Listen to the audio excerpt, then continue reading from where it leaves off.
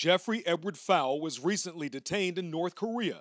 That country also imprisoned Kenneth Bay 2 years ago. In 2012, American Caitlin Coleman and her Canadian husband Joshua Boyle were abducted by the Taliban in Afghanistan, like Army Sergeant Bo Bergdahl.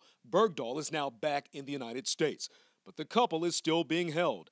These are just a few of numerous cases of American civilians being held abroad. There's no doubt in my mind that there are such people being held in prisons, both civilians and military. We track the truth to find out how many Americans are currently imprisoned overseas. In the past, the State Department has said each year more than 2,000 Americans are jailed or detained in foreign countries for various reasons. We requested new numbers, but they would not release them.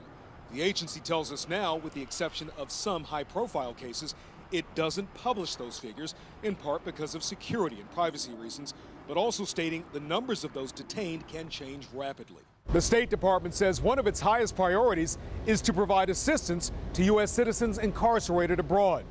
One expert says the American government should make every effort to bring those citizens home. In 2009, American Alan Gross, a U.S. AID worker, was imprisoned and later convicted of spying in Cuba, a charge he denies.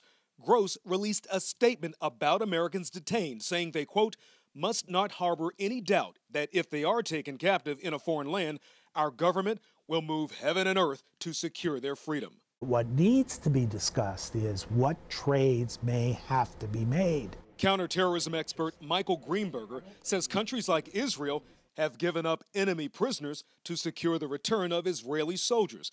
He believes that the United States can also secure the release of detained Americans, military and civilian, but says the public has to know what's at stake. U.S. citizens need to know that what the United States government policy is in bringing back our own people who are held in troubling circumstances.